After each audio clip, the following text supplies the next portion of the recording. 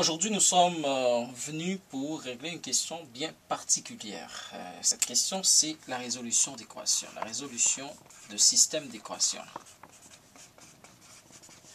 Résolution de système d'équations.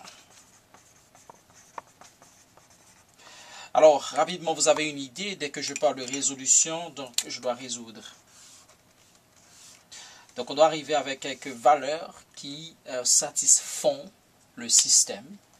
Et dès que je parle de système, vous voyez qu'on a normalement plus d'une équation. Alors, pour commencer, nous allons commencer avec des résolutions du système d'équations, mais de deux équations. Okay? De deux équations. Alors, bien sûr, pour être plus précis, nous allons utiliser deux inconnus. Que bien sûr, nous allons nommer, comme vous voulez, X et Y. Bien, vous l'appelez A et B. Il y a des gens qui vont l'appeler M et N. Donc, il n'y a aucun problème. On peut le nommer comme vous voulez, avec le nom de votre sœur, avec votre nom, etc. Donc, tout peut aller. Il suffit bien sûr de trouver à la fin une valeur et des valeurs pour ces variables-là qui satisfont cette équation, donc qui rendent l'équation vraie. Donc, c'est ça, résoudre une équation, c'est rendre l'équation vraie. Alors, sans plus tarder, je vais commencer avec un système d'équations. Et par convention, quand nous allons écrire nos systèmes, nous allons mettre une accolade. Une accolade parce que ça nous permet en fait de regrouper les deux équations. Alors, je commence avec X qui est égal à 5Y moins 2 et 3X plus Y qui est égal à 10. Comme vous le voyez ici, c'est que ces deux équations-là sont écrites de manière... Bon, disons que la deuxième, alors ici je vais appeler ça la deuxième équation et ici la première équation. Et comme vous le voyez, la deuxième équation est écrite dans une forme, je dirais, standard. Mais la deuxième, non. Ou du moins, je veux uniformiser cette écriture des équations. Parce que pour bien résoudre l'équation, il faut uniformiser les deux. Alors, oui, c'est vrai, il y a un système de deux, mais ce n'est pas uniformisé. Alors, qu'est-ce que je peux faire? C'est que je peux transformer la première équation de telle sorte qu'elle soit écrite de la même façon que la deuxième équation. Alors, comment le faire? Vous savez déjà, vous avez déjà fait des équations simples, donc on va bouger des éléments.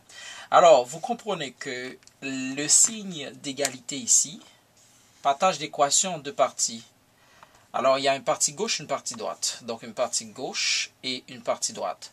Alors, ce qu'on va essayer de faire, c'est de faire en sorte que x, y soit, ou bien fasse partie de la partie gauche de la section gauche de l'équation et on va normalement avoir nos constantes à droite ou bien nos 10 et puis les moins 2. Alors selon la règle des opérations inverses, vous savez que quand je bouge quelque chose, l'opération va changer. Donc x ne bouge pas, donc il reste à la partie gauche, donc ça ne change pas. Et cependant, je vais bouger le 5y. En bougeant le 5y vers la gauche, le 5y va ici. Ok, bien sûr, il était additionné au moins 2, donc c'est comme si vous aviez moins 2 plus 5y. Donc on va faire l'opération inverse, ça va devenir x moins 5y. On va laisser le signe égal ici, et le moins 2 reste à gauche, ça ne change pas. Et bon, comme je n'avais pas de problème pour la deuxième équation, donc la deuxième équation s'écrit 3x plus y égale à 10. Okay. Comme vous le voyez ici, c'est que là, vous avez première et deuxième équation écrites d'une autre manière, sauf que on a déjà fait la première étape, écrire l'équation sous forme standard. Donc, première étape, l'équation sous forme standard. Okay. Ou bien uniformiser en fait l'écriture des équations avec des x, y, etc. Et comme vous le voyez, comme on le voit ici, il y a plusieurs façons d'écrire ça. D'ailleurs, on va commencer par la méthode d'élimination parce que j'avais dit quand même on commence avec une méthode. Commençons par la méthode d'élimination. Alors, comment je peux faire pour éliminer ou bien le y ou bien le x de telle sorte que j'ai une équation à une seule inconnue et qui est facilement, je dirais, qui peut être facilement résolu. Bon, il y a deux possibilités. La première possibilité, vous voyez 3x et x. Si je veux éliminer les x, je peux multiplier par moins 3. Toute l'équation vaut par moins 3. Et là, je vais éliminer le x. Ou bien, la deuxième possibilité, avec le y, ou bien on multiplie la deuxième équation par 5. Bon, alors on va choisir la méthode la plus facile. La méthode la plus facile, ce serait de multiplier la deuxième équation par 5, parce que là, on n'a pas de signe moins. Donc, on va faire moins d'erreurs si on fait ça. Alors, je commence. La première méthode pour résoudre cette équation, c'est une méthode d'élimination. Alors, ce que je veux faire, vous avez déjà 1 et 2. Alors, je vais réécrire l'équation, mais je vais dire carrément qu'on va multiplions la deuxième, multiplions 2, c'est-à-dire l'équation 2, par 5. OK? En multipliant l'équation 2 par 5, bon, on a un système. Le système ne change pas parce que vous allez multiplier chaque élément de cette équation par 5. Donc, le système en tant que tel ne change pas. C'est le même système. Donc, vous avez x moins 5y égale moins 2. On multiplie tous les éléments de 2 par 2. Donc, 5 fois 3, ça va donner 15x. On multiplie par 5, donc ça donne 5y. On multiplie par 5, ça donne 50. OK. Bon, alors, comme vous le voyez, là, on peut additionner, on peut faire le compte. Donc, 15x plus x, on additionne les coefficients, on garde le x, on additionne le coefficient. Donc, ici, vous savez qu'il y a un que vous ne voyez pas, qui est là. Donc, ça va donner 16x. Plus moins 5y, donc le coefficient est 0y, donc on ne met rien, égale moins, plus plutôt, merci, 48.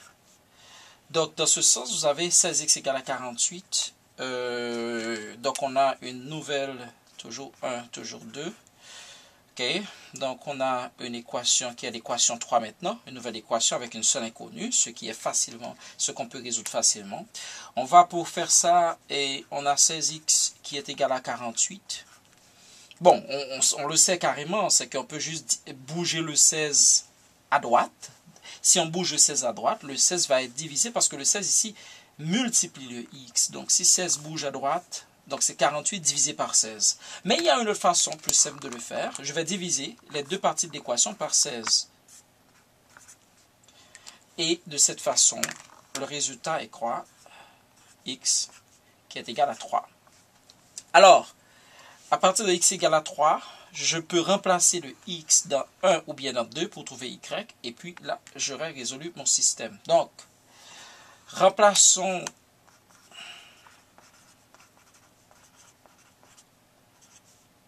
x dans 1, donc dans la première équation. Si on remplace x dans la première équation par sa valeur, donc on va avoir 3 moins 5y est égal à moins 2. Pour faire ça, donc on va bouger le 3, donc on va avoir moins 5y égale. Donc ce qu'on va essayer de faire, c'est d'ajouter 3 de chaque côté. Alors voici comment on va faire ça. Si, excusez-moi, d'enlever 3 de chaque côté, donc on enlève 3 ici et 3 là. Donc on va avoir moins 5y égale moins 2 moins 3, ça donne moins 5. On va maintenant, comme moins 5 multiplie y, on va diviser par moins 5 de chaque côté.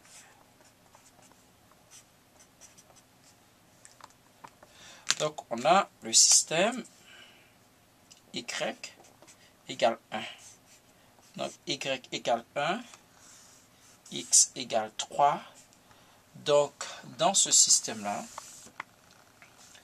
vous avez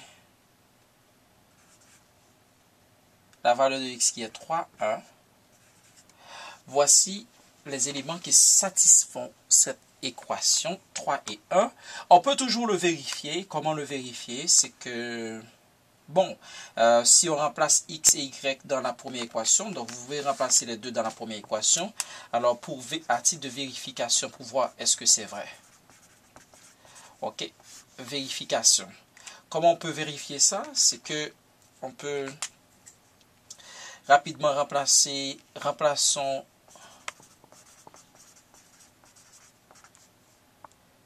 X et Y dans la première équation. On peut le faire dans 2 aussi, mais pour aller plus vite, on le fait avec le 1. Donc, si vous le remplacez dans le 1, alors vous allez avoir X qui est égal, bien sûr, à 3, moins 5 multiplié par Y qui est égal à 1, égale moins 2. Là, vous avez 3 moins 5 égale moins 2. Vous avez moins 2 égale moins 2. Donc, le système est vérifié et le système, bien sûr, ces valeurs-là rendent l'équation vraie. Alors, c'était ça pour la méthode d'élimination. Donc, pour éliminer, vous utilisez, bien sûr, vous essayez d'utiliser les 4 opérations. Ça peut être une addition, une soustraction, quoi que ce soit, pour essayer juste d'éliminer une des variables dans l'une des équations. Et puis, dans mon cas, j'ai multiplié la deuxième équation par 5 juste pour avoir moins 5 et plus 5y pour l'éliminer. Ou bien, la deuxième possibilité, ça aurait été de multiplier la première équation par moins 3. Alors, si vous avez du temps, vous pouvez toujours essayer de faire ça. Maintenant, passons à la deuxième méthode. On va parler d'une méthode de